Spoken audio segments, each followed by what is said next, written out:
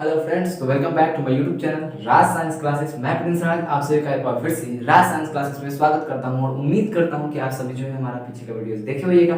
अगर नहीं देखे हैं तो कोई बात नहीं है, आप लोग चाहें तो हमारा पीछे का वीडियोस देख सकते हैं। इस चैनल के प्लेलिस्ट में सभी वीडियोस आपके लिए सेफली रखी गई है और अच्छे अच्छे तरीके से समझाया गया है। और हम लोगों ने 3 चैप्टर जैसा कि हम लोगों ने क्या कर चुका है, समाप्त कर चुके हैं। ठीक है, तो अगर कोई इसमें से अगर किसी का सवाल होगा कि क्वेश्चन आंसर हम क्यों नहीं लेके आते हैं, ठीक है, जैसे कि चैप्टर हम करा दिए, चैप्टर के बारे में सारा जानकारी हम दे देते हैं, उसके बाद अगर हम बताते हैं, उसके बाद अगर कोई पूछे कि क्वेश्चन आंसर आप क्यों नहीं कराते हैं, तो एक बात आप समझिएगा, एक बात बताइएगा आप लोग कि क्वेश्चन आंसर इंपॉर्टेंट किसके लिए होता है। क्वेश्चन आंसर इंपॉर्टेंट होता है एग्जाम की व्यू से। अगर सारा क्वेश्चन आंसर अगर हम अभी करा दें तो आप लोग के माइंड से वो उतर जाएगा। अभी हम नोट्स दे रहे हैं, आप लोग को नोट्स बनाइए और नोट्स से क्या कीजिए, तैयारी कीजिए। उसके बाद जब एग्जाम आपका आने को होगा, ठीक है, जब मेरा सारा सिलेबस खत्म हो चुका होगा, तो खास कर हम क्वेश्चंस लेकर आएंगे कि पहले चैप्टर से कौन कौन से क्वेश्चंस आ सकते हैं, दूसरे चैप्टर से कौन कौन से क्वेश्चन आ सकते हैं। लेकिन अभी हम लोग का सिलेबस इतना बड़ा है, ठीक है, लेकिन नंबर्स ऑफ क्वेश्चन बड़े हैं, क्वेश्चन ऑफ नंबर जो क्वेश्चन का संख्या है वो बढ़ गया है, जिसके कारण संभावना ज्यादा रहेगी। तो उसी के मतलब हम एग्जाम के वक्त लाएंगे आपके लिए इंपॉर्टेंट क्वेश्चंस। ठीक है, तो अभी हम लोग खैर नोट्स पे चलते हैं। और जैसा कि आप सभी जानते हैं कि हमारे पीछे के वीडियोस में चैप्टर 3 हम लोग का खत्म हो चुका है। मेटल एंड नॉन मेटल यानी कि धातु और अधातु हमारा पूर्ण रूप से समाप्त हो चुका है। अब हम लोग का चैप्टर नंबर पढ़ना था, चैप्टर नंबर 4। ठीक है, चैप्टर नंबर पढ़ना था 4, जिसमें हम लोग को पढ़ना है कार्बन एवं कार्बन की यौगिकों के बारे में। तो कार्बन एवं कार्बन की यौगिकों के बारे में, अच्छा एक बात बताइए, आप लोग अगर किसी घर को, किसी हाउस को, अगर किसी नए भवन को बनाना रहता है तो सबसे पहले उसकी क्या मजबूत की जाती है, तो नींव मजबूत की जाती है। बिना नींव के कोई ऊपर का कोई भी घर नहीं बन सकता है। ठीक है, तो नींव जिसकी मजबूत होती है उसका ऊपर का बेस भी जो जिसका बेस मजबूत होता है, नींव मजबूत होती है, वो उसका पूरा का पूरा हाउस क्या हो जाता है, पूरा का पूरा घर मजबूती के कारण हो जाता है। ठीक है, तो वही बात हम आप लोगों को समझाना चाहते हैं कि अगर हमें पढ़ना है, इस चैप्टर में पढ़ना है कार्बन तथा कार्बन की यौगिकों के बारे में, कार्बन एवं कार्बन की यौगिकों के बारे में पढ़ना है। लेकिन कार्बन क्या है, क्या आप जानते हैं क्या?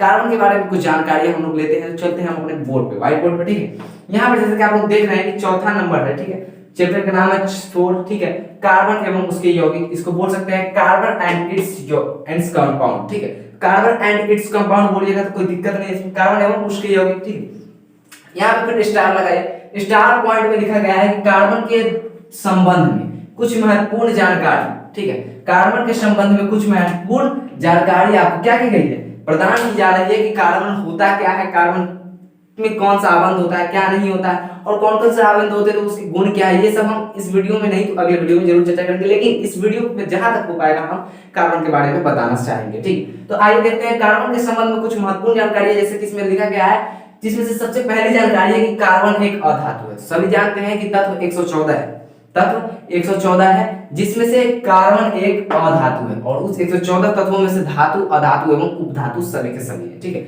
लेकिन आप लोग को जानना क्या है कि कार्बन क्या है। ठीक है, तो कार्बन हमारा मेटल नहीं है, कार्बन नॉन मेटल है। अगर कार्बन मेटल रहेगा तो संक्षारित हो जाता, लेकिन कार्बन हमारा मेटल नहीं है। ठीक है, अगर मेटल रहेगा तो हम पिछले चैप्टर में पढ़ चुके रहते कि मेटल है तो कार्बन क्या है, कार्बन के बारे में पिछले चैप्टर में पढ़ चुके रहते। लेकिन कार्बन इतना बड़ा है कि अगर आप चलकर आगे चलकर अगर इंटरमीडिएट में अगर आप साइंस लेते हैं तो इसके लिए, कार्बन के लिए एक अलग खंड ही बना दिया गया है। कार्बन और कार्बन से संबंधित जो है कंपाउंड से उनके से संबंधित कार्बनिक रसायन शास्त्र बना दिया, कार्बनिक रसायन बना दिया गया है। ऑर्गेनिक उसका अर्थ होता है, ऑर्गेनिक केमिस्ट्री जो होता है वो आपको पढ़ना पड़ेगा। ठीक है, लेकिन अभी हम लोग को 10th में जितना कार्बन चाहिए वो पूरा का पूरा इस चैप्टर में हम लोग देखेंगे। ठीक है, तो कार्बन के बारे में बोल रहा है कि कार्बन एक अधातु है। ठीक है, इसे C से प्रदर्शित करते हैं। कार्बन एक अधातु है और कार्बन को किस चीज से प्रदर्शित करते हैं, कार्बन को ये हम C से प्रदर्शित करते हैं, C से। जी हाँ, C से कार्बन। कार्बन का स्पेलिंग अगर लिखिएगा तो C सबसे फर्स्ट में आता है, इसलिए कार्बन को हम लोग C से प्रदर्शित करते हैं। ठीक है, दूसरा नंबर पे है, दूसरा नंबर, पहला नंबर हमारा क्लियर हो गया। अब आते हैं दूसरा नंबर पे। दूसरा नंबर में बोल क्या है कि कार्बन भूपर्पटी में खनिजों के रूप में, भूपर्पटी यानी कि भूपर्पटी मतलब क्या हो गया, भू मतलब भूमि और पर्पटी मतलब इसके नीचे की परत होती है। ठीक है, जहां से हम लोग खनिज निकालते हैं ना, उस खनिज के रूप में, कार्बन खनिज के रूप में भी 0.02% पाया जाता है। ठीक है, खनिज के रूप में भी 0.02% पाया जाता है। साथ ही साथ वायुमंडल में जो कार्बन है, कार्बन डाइऑक्साइड जिसको CO2 बोलते हैं हम लोग, कार्बन डाइऑक्साइड के रूप में 0.03% पाया जाता है। यानी कि कुल कार्बन अगर पूरा अगर संभव है, अगर संसार में कुल कार्बन कितना परसेंट है तो 0.05% हमारा क्या है, कुल कार्बन हमारा 0.05% हमारा कुल कार्बन है, ठीक है। उसके बाद तीसरा बोल रहा है कि सभी सजीव जो होते हैं, हम भी सजीव हैं, आप भी सजीव हैं, ठीक है, और पेड़ पौधे भी सजीव हैं, जीव जंतु भी सजीव है, जानवर भी सजीव है, ठीक है। वही बोल रहा है कि सभी सजीव पौधे और जंतुओं का शरीर, ठीक है, सभी सजीवों पौधे और जंतुओं का जो शरीर होता है, यानी कि हम सजीव है, हमारा शरीर, आपका शरीर, साथ में पौधों का शरीर, वो भी पौधे भी सजीव है, और जीव जंतुओं का जो जंतु होती है उनका भी शरीर जो होता है वो किनके से बना होता है, तो वो कार्बनिक यौगिक से बना होता है। किससे? कार्बनिक यौगिकों से बना होता है, ठीक है। ये होता है बना है, ठीक है। अब चौथा में आता है यहां से, चौथा शायद आप लोग के फ्रेम में कट नहीं रहा हो, उम्मीद करते हैं कि फ्रेम में कट नहीं रहा होगा, ठीक है। चौथा में जो हम लोग का है सबसे इंपॉर्टेंट चीज है क्या, कि कार्बन में सहसंयोजी आबंध पाए जाते हैं। ये एक ऐसी VVI नोट पॉइंट जिसको हम बोल सकते हैं, MVVI नोट पॉइंट बोलेंगे, जिसमें से MVVI मतलब most very very important VVI है, क्योंकि कार्बन में सहसंयोजी आबंध पाए जाते हैं। इससे डायरेक्ट आपसे क्वेश्चन रहता है, इससे डायरेक्ट आपके एग्जाम में क्वेश्चन रहता है, पूछ देता है कि कार्बन में निम्नलिखित में से कौन सा आबंध पाया जाता है। 3 आबंध का नाम दे देगा, चौथा में डाल देगा सहसंयोजी आबंध। सहसंयोजी आबंध अगर आप जानते हैं तो इसको टिक लगाइएगा, आपका 1 नंबर बन जाएगा। उसके बाद सहसंयोजी आबंध क्या होता है, सहसंयोजी आबंध के कम से कम 2 गुणों के लिखने के लिए, या फिर पांचों के पांचों गुणों के लिए, या तो 5 नंबर पे पूछता है या फिर 2 नंबर पूछता है। तो ये जो सहसंयोजी आबंध हमारा है, ये भी कहीं ना कहीं क्या पूरा का पूरा इंपॉर्टेंट है। इसके बारे में हम फुल चर्चा करेंगे, सहसंयोजी आबंध होता क्या है, ठीक है। इससे पहले आप इसका स्क्रीनशॉट लीजिए, फिर हम बढ़ते हैं आगे की ओर। और जैसा कि आप सभी जानते हैं कि कार्बन के बारे में हम लोग पढ़ चुके हैं, ठीक है। कार्बन के बारे में हम लोग जान चुके हैं, छोटी मोटी जानकारी, लेकिन एक और छोटी सी जानकारी आप लोगों के बीच रह गई थी, क्योंकि बोर्ड हमारा बहुत उतना बड़ा नहीं था कि हम उसमें सभी चीज लिख सकते हैं, ठीक है। तो उसके बाद आप कार्बन को तो हम लोग C से प्रदर्शित करते हैं, लेकिन कार्बन की जो परमाणु संख्या होती है, कार्बन की परमाणु संख्या जो होती है, कार्बन परमाणु संख्या, कार्बन की जो परमाणु संख्या होती है वो कितनी होती है, कार्बन की परमाणु संख्या, तो ये 6 होती है। अगर आप लोगों ने मेरा वो यौगिक वाला वीडियो जो बेसिक फॉर ऑल का जो प्लेलिस्ट है, बेसिक फॉर ऑल का जो प्लेलिस्ट है, वो कम से कम जरूर देखें। अगर कोई वीडियो नहीं देखते हमारा, तो अगर आप हमारे इस चैनल पर पहला वीडियो देख रहे हैं तो कम से कम प्लेलिस्ट में जाएं और देखें कि सर पढ़ाते क्या है, ठीक है। और बेसिक फॉर ऑल जो है ना, कम से कम उसको कभी स्किप करके ना देखिए। बेसिक फॉर ऑल का मतलब होता है कि सभी के लिए बेसिक हम जो दे रहे हैं वो सभी के लिए, ठीक है। सिर्फ और सिर्फ आपके लिए नहीं है, सिर्फ और सिर्फ हमारे लिए नहीं है, सिर्फ और सिर्फ उन बच्चों के लिए नहीं है जो क्लास 10 और 9 में है, उन बच्चों के लिए भी है जो आगे चलकर कॉम्पिटिटिव लाइन में भी जाएंगे, ठीक है। तो बेसिक फॉर ऑल में हम इसमें सबसे पहला वीडियो जो बनाए हुए थे वो था हम लोगों का तत्वों के संकेत, परमाणु संख्या, परमाणु द्रव्यमान के बारे में था, ठीक है। तो जिसमें से परमाणु संख्या, कार्बन की परमाणु संख्या 6 है। अगर इसका इलेक्ट्रॉनिक विन्यास करना चाहे तो इलेक्ट्रॉनिक विन्यास के बारे में बात, तो इलेक्ट्रॉनिक विन्यास करते कैसे हैं। अब ये मेन टॉपिक है मेरा, इलेक्ट्रॉनिक विन्यास क्या है, इलेक्ट्रॉनिक विन्यास क्या होता है, इलेक्ट्रॉनिक विन्यास करते कैसे हैं। तो इलेक्ट्रॉनिक विन्यास करने के लिए भी हम आपको बता दें कि आपका होता है कक्षा, कक्षा होता है KLMA इलेक्ट्रॉनिक विन्यास करने के लिए। और जैसा कि हम उसी बेसिक फॉर ऑल में ही बता चुके हैं कि इलेक्ट्रॉनिक विन्यास करते कैसे हैं, लेकिन इलेक्ट्रॉनिक विन्यास के लिए पहली कक्षा ये हो गई कक्षा 1, कक्षा 2, कक्षा 3 एंड कक्षा 4। ये सॉरी ये जो हो गया हमारा क्या हो गया, जो पूरा एक राउंड बना के होता है KLMN, ये हो गया, और 1 2 3 4 हो गया। तो फर्स्ट कक्षा यानी कि K में जो बढ़ता है उस हिसाब से बढ़ता है, क्या बढ़ता है 2n² के हिसाब से, 2n² के हिसाब से इलेक्ट्रॉन की संख्या कितनी होगी, number of electrons, number of electrons 2n² के आधार पर बढ़ता है। n जहां पर होती है इस कक्षाओं की संख्या, इस कक्षाओं की संख्या, ठीक है। तो अगर पहली कक्षा में आप भरना चाहते हैं तो यहाँ पर 2, दूसरी कक्षा में भरना चाहते हैं तो 2 दूनी के 4 दूनी 8, तीसरी कक्षा में भरना चाहते हैं तो 2 का पावर 3 यानी कि 8 दूना 16, और चौथी कक्षा में भरना चाहते हैं तो 8 दूना 16 दूना 32, कितना हो जाएगा यहाँ पे देखिए। अगर चौथी कक्षा में पढ़ना चाहिए 2 का पावर 4 दूनी 4 दूनी 8 दूनी 16 और 16 दूना 32, ठीक है। तो यहाँ पे आप 32 भर सकते हैं, 32 होगा क्या, 2 का पावर 4 2 गुने 2 का पावर 4 2 गुने 2 गुने 2 गुने 2, 2 दूनी के 4 4 दूनी 8 8 दूनी 16 16 दूना 32 इसमें भर सकते हैं। उसके बाद आगे आप भर सकते हैं, ठीक है। तो ओके, इसमें कोई प्रॉब्लम तो था नहीं, ठीक है, इसमें कोई प्रॉब्लम है नहीं, आप भर सकते हैं। इलेक्ट्रॉनिक विन्यास करना कैसे, तो कार्बन की परमाणु संख्या 6 होती है, तो किसी भी परमाणु संख्या होती है ना तो उतना समझ लीजिएगा कि कितना उसका इलेक्ट्रॉन की संख्या, ठीक है। परमाणु संख्या इलेक्ट्रॉनिक विन्यास करके ट्रिक बता रहे हैं, इस ट्रिक को समझिए, माइंड में बैठाइए, ठीक है। जितना होगा परमाणु संख्या ना उतना समझ लीजिए क्या कि यहाँ पर अब हमको इलेक्ट्रॉन्स इसमें भरना है, इतना ही किसी को लिख सकते हैं। इसमें 6 है तो पहली कक्षा में कितना भरा है, तो पहली कक्षा में तो 2 ही भरा था।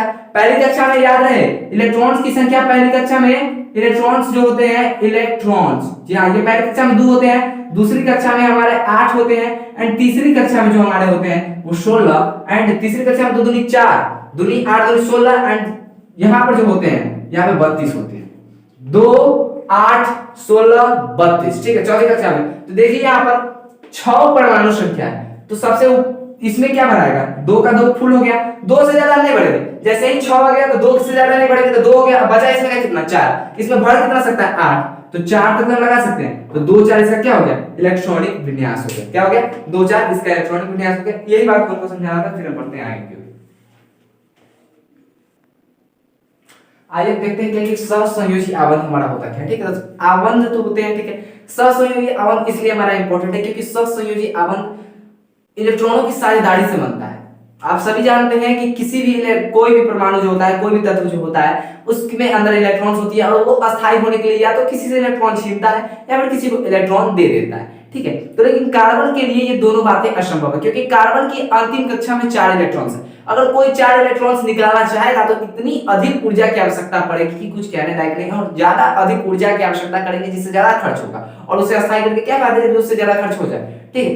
तो कार्बन की इतनी ऊर्जा की आवश्यकता होती है 4 इलेक्ट्रॉन्स को अलग करने के लिए, कार्बन के 4 इलेक्ट्रॉन को अलग करने के लिए इतनी ऊर्जा की आवश्यकता होती है कि इसे इस प्रकार से कार्बन से इलेक्ट्रॉन्स निकाले नहीं जाते हैं, और किसी भी कोई भी तत्व 4 इलेक्ट्रॉन कार्बन को दे नहीं सकता है। तो कार्बन क्या करता है, कार्बन साझा करता है अपना 4 इलेक्ट्रॉन्स एंड किसी दूसरे तत्व का 4 इलेक्ट्रॉन्स रखवाता है और दोनों आपस में साझा करता है। वो उसके 4 इलेक्ट्रॉन से, एंड जो 4 इलेक्ट्रॉन्स दिया है वो कार्बन के 4 इलेक्ट्रॉन्स को साझेदारी से क्या कर अपना काम निकालता है और ये अपना काम निकालता है, और इसी साझेदारी से जो बना आबंध होता है जिसको हम लोग कहते हैं सहसंयोजन आबंध। देखिए क्या है सहसंयोजी आबंध, क्या होता है, तो बोल रहा है एक ही प्रकार यानी कि एक ही प्रकार के परमाणु हो या विभिन्न प्रकार के परमाणु के इलेक्ट्रॉन्स, परमाणु के अंदर जो इलेक्ट्रॉन्स होते हैं की साझेदारी से, यानी कि साझेदारी का मतलब समझते हैं, साझेदारी का मतलब वही हुआ कि ना हम उसको दे रहे हैं ना वो हमको दे रहा है, हम अपना निकाल के सामने रख रहे हैं, वो अपना निकाल के सामने रख रहा है, और दोनों एक दूसरे की मतलब जो एक दूसरे की जो वस्तुएं हैं उनसे क्या कर रहे हैं, हम काम निकाल रहे हैं, तो साझा कर रहे हैं एक दूसरे के बीच में, ठीक है। अब कहीं बस में सफर करते रहते हैं, बस में तो बोतल अगर आपके पास होता है, किसी के पास नहीं होता है, तो आप अपना बोतल उसको देते हैं, क्या हमेशा के लिए दे देते हैं, क्या नहीं ना, उसको पीने के लिए पानी देते हैं, जैसे वो पी लेता है वो वापस लौटा देता है। उसी प्रकार से प्रकार इसी बस में ट्रेवल करते हुए ही कार्बन का 4 इलेक्ट्रॉन्स किसी अन्य परमाणु के 4 इलेक्ट्रॉन्स से अपना काम निकालकर फिर उसको उतना इलेक्ट्रॉन्स वापस कर देता है, या फिर कोई कार्बन के 4 परमाणु से अपना इलेक्ट्रॉन्स का अपना काम निकालकर कार्बन के 4 परमाणु को वापस देता है, और इसी आपस में जो साझेदारी जो होती है, यही जो साझेदारी होती है, इस साझेदारी के कारण जो आबंध बनता है उसे हम लोग कहते हैं सहसंयोजी आबंध। तो एक बार फिर से आता है डिफिनेशन में, एक ही प्रकार या विभिन्न प्रकार के परमाणुओं के साथ के इलेक्ट्रॉन्स की साझेदारी से बने आबंध को सहसंयोजन आबंध कहते हैं। अब सहसंयोजन आबंध जो है, कार्बन के अतिरिक्त जो सहसंयोजन आबंध होता है वो हाइड्रोजन, ऑक्सीजन, नाइट्रोजन, साथ ही साथ क्लोरीन के परमाणु भी इलेक्ट्रॉन की साझेदारी से आबंध बनाते हैं। कार्बन के अतिरिक्त हाइड्रोजन, ऑक्सीजन, नाइट्रोजन और क्लोरीन के परमाणु भी आपस में इलेक्ट्रॉनों की क्या करते हैं, साझेदारी करके आबंध बनाते हैं। अब कार्बन का आबंध अगर हम देखें, कार्बन का आबंध दिखाते हैं आपको, तो कार्बन के अंतिम कक्षा में कितना इलेक्ट्रॉन्स होता है, 4 इलेक्ट्रॉन्स होता है। 2 कार्बन को ले लिए, ठीक है, 4 इलेक्ट्रॉन्स होता है। अब मान लीजिए 4 इलेक्ट्रॉन्स होता है ना, तो ये क्या करेगा, यहाँ पर से 4 इलेक्ट्रॉन्स इधर रखेगा, 1 2 3 4, और ये यहाँ पे रखेगा, क्या करेगा, अब दोनों का काम निकालना है, अब निकाला तो दोनों का काम है, तो ये दोनों क्या कर लेता है, आपस में कर लेता है, ये दोनों आपस में कर लेगा, यहाँ पे ऐसे कर, सॉरी यहाँ से मिस्टेक हो गया, ऐसे नहीं होता है, यहाँ पर ये एक ऐसे कार्बन अपना श्रृंखला बना लेता है और ये एक ऐसी श्रृंखला बनाकर अपना निकाल लेता है, ठीक है। तो ये देखिए, अगर इसको अगर तोड़ देते तो यहाँ पर देख रहे हैं 4 4 8 इलेक्ट्रॉन्स किसका, कार्बन का, और इसको अगर यहाँ से साइड कर देते तो 4 4 8 इलेक्ट्रॉन कार्बन का। तो यही जो हुआ ना, इसी को तो कहते हैं साझेदारी, इसी को क्या कहते हैं हम लोग, साझेदारी कहते हैं, कार्बन की साझेदारी। लेकिन बोल क्या रहा है कि कार्बन के साथ साथ यहाँ पे हाइड्रोजन, ऑक्सीजन और नाइट्रोजन के क्लोरीन भी क्या करते हैं, हमारा आबंध बनाते हैं, वो भी इलेक्ट्रॉन की साझेदारी कर कर। तो देखिए कैसे इलेक्ट्रॉन की साझेदारी करके ये आबंध बनाते हैं, उसको हम लोग देखते हैं। हाइड्रोजन था, ऑक्सीजन था, और क्या था, नाइट्रोजन एंड क्लोरीन था। ये आबंध बनाते हैं किसके कारण, तो इलेक्ट्रॉन्स की साझेदारी के कारण। अब सबसे पहला नंबर में ले लेते हैं, क्या था, हाइड्रोजन था। तो आप सभी जानते हैं कि हाइड्रोजन जो होता है, ठीक है, H2 जो होता है, इसके अंतिम कक्षा में, इसका तो एक ही कक्षा होता है जिसमें एक इलेक्ट्रॉन होता है। H2 को अगर ले लेते हैं, देखिए एक H और एक H और ले लेते हैं, इसके पास एक इलेक्ट्रॉन, इलेक्ट्रॉन्स को बुनका से दर्शाते हैं, और इसके पास एक इलेक्ट्रॉन, ठीक है, ये एक इलेक्ट्रॉन, ये एक इलेक्ट्रॉन, बुनका दिख रहा है ना जी, बुनका कोई प्रॉब्लम नहीं है, देखें, हाँ बुनका दिख रहा है आपको, कोई बात नहीं यार। देखिए एक इलेक्ट्रॉन ये हुआ, ठीक है, एक इलेक्ट्रॉन ये, और ये एक इलेक्ट्रॉन ये, ठीक है, दोनों के पास एक एक इलेक्ट्रॉन है, लेकिन अस्थायी तो होगा पहली कक्षा में दो इलेक्ट्रॉनों के लिए, कम से कम पहली कक्षा में दो इलेक्ट्रॉन होगा तभी ना अस्थायी होगा। ये क्या करेगा, ये दे देगा अपना, ये वाला क्या करेगा, इससे साझा कर लेगा, किससे, इससे, और ये जो होता है ना, ये इससे साझा कर लेता है, ठीक है। और ये जो होता है, अब देखिए कितना इलेक्ट्रॉन्स का साझेदारी किया है, एक इलेक्ट्रॉन का साझेदारी किया है, तो एकल बंध बना है। तो यहां पर हम लिख सकते हैं HH बॉन्ड, यहां पे HH बॉन्ड हो गया, HH बॉन्ड यानी कि बॉन्ड, बॉन्ड मतलब बंध, यहां पे लिख सकते हैं HH बॉन्ड, ठीक है। हाइड्रोजन हाइड्रोजन आबंध या फिर बंध लिख सकते हैं, कोई दिक्कत नहीं है, ठीक है, यहां पे हो गया। और अब देखते हैं दूसरा नंबर में हमारा जो, दूसरा नंबर में क्या था, हाइड्रोजन के बाद था हमारा ऑक्सीजन था, सॉरी नाइट्रोजन था, क्या ऑक्सीजन लेते हैं, हाइड्रोजन के बाद ऑक्सीजन लेते हैं। ऑक्सीजन के आखिरी कक्षा में कितने इलेक्ट्रॉन्स होते हैं, तो सभी जानते हैं कि ऑक्सीजन के आखिरी कक्षा में जो इलेक्ट्रॉन्स होते हैं, वो ऑक्सीजन का परमाणु संख्या 8 होता है, और उसके आखिरी कक्षा में 6 इलेक्ट्रॉन्स होते हैं, क्योंकि पहला कक्षा तो उसका अस्थायी है, अस्थायी करना किसको होता है, दूसरे कक्षा को।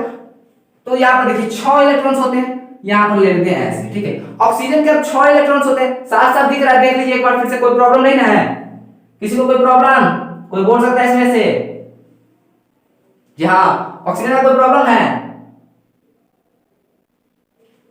देखिए यहाँ पे कोई प्रॉब्लम नहीं है, देखिए यहाँ बुनका बुनका दिख रहा है, शायद इसे हम थोड़ा सा और डबल करके लिख देते हैं, ठीक। ऑक्सीजन हो गया, ऑक्सीजन हो गया, ठीक है, ये दो ऑक्सीजन है, दोनों में कितना होता है, दोनों का अंतिम कक्षा में 6 होता है, क्या है, तो इलेक्ट्रॉन्स, तो 6 हम लिख दिए, दो ऊपर दो नीचे, दो इधर दो इधर, ठीक है। इसके भी लिख देते हैं दो दो एंड ये दो, ठीक है। तो अगर अब हम देखिएगा गौर से, अब अगर आप देखिएगा गौर से, तो ये 8 बनाएगा, तब इसका दूसरा कक्षा क्या होगा, अस्थायी होगा।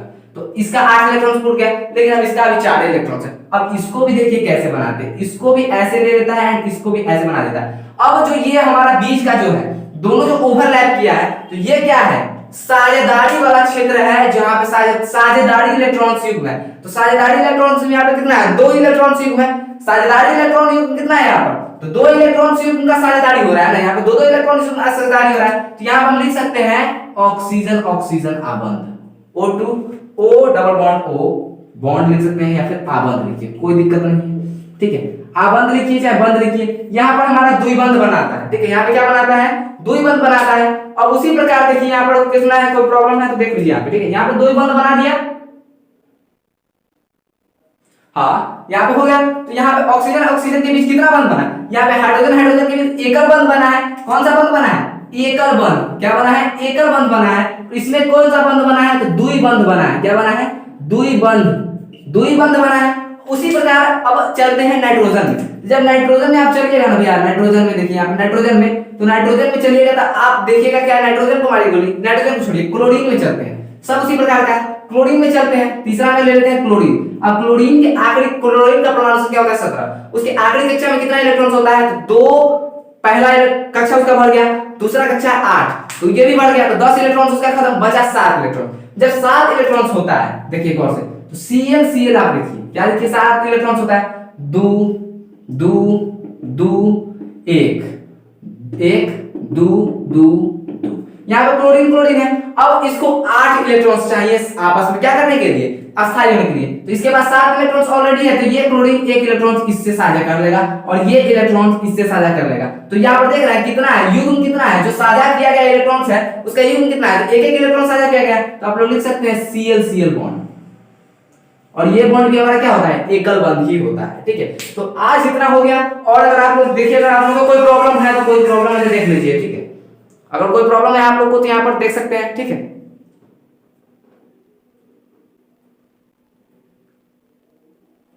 ठीक है, अगर कोई प्रॉब्लम है तो देख लीजिए, कोई प्रॉब्लम नहीं है यहाँ पे, नहीं है। तो आज का वीडियो हमारा यहीं पे समाप्त करते हैं, और जैसा कि आज हम लोग चैप्टर 4 पढ़े हैं, चैप्टर 4 का पहला लेक्चर था, इसमें हम लोग पढ़ चुके हैं कार्बन कैसा होता है, कार्बन की कुछ महत्वपूर्ण जानकारियां पढ़ चुके हैं। उसके बाद सहसंयोजी आबंध क्या होता है वो देखें हम लोग, और उसके बाद ये देख लिए कि बॉन्ड कैसे बनता है। ठीक है, एक डबल बॉन्ड, ट्रिपल बॉन्ड, यहाँ पे देखिए डबल, यहाँ पे डबल बॉन्ड बना है, यहाँ पे सिंगल बॉन्ड बना है यहाँ पर। और उसी प्रकार अगर नाइट्रोजन में आते तो नाइट्रोजन में भी शायद आपका नाइट्रोजन में भी आते तो नाइट्रोजन के छोड़िए आप क्लोरीन है, तो यहाँ पे क्लोरीन में कितना बॉन्ड, एकल बॉन्ड बना है। उसी प्रकार हाइड्रोजन में एकल बॉन्ड, लेकिन ऑक्सीजन में डबल बॉन्ड बना है। ठीक, तो डबल बॉन्ड ट्रिपल बॉन्ड कैसे बनेगा ये सब आपकी जानकारी के अनुसार हो गया। ठीक है, अब आप लोगों का पढ़ना है आगे की वीडियोस में सहसंयोजी यौगिक क्या होते हैं, सॉरी सहसंयोजी आबंध के गुण। सहसंयोजी आबंध जो है इसके गुण के बारे में हमको चर्चा करना है कि सहसंयोजी आबंध के गुण क्या होते हैं, प्रकृति के बारे में चर्चा करना है उसके बारे में कि इसके गुण क्या होते हैं। ठीक है, तो अगले वीडियो में देखेंगे। तो मैं प्रिंस राज विदा लेता हूँ, फिर मिलूंगा एक नए वीडियो में एक नए जोश के साथ। तब तक के लिए जय हिंद, जय भारत।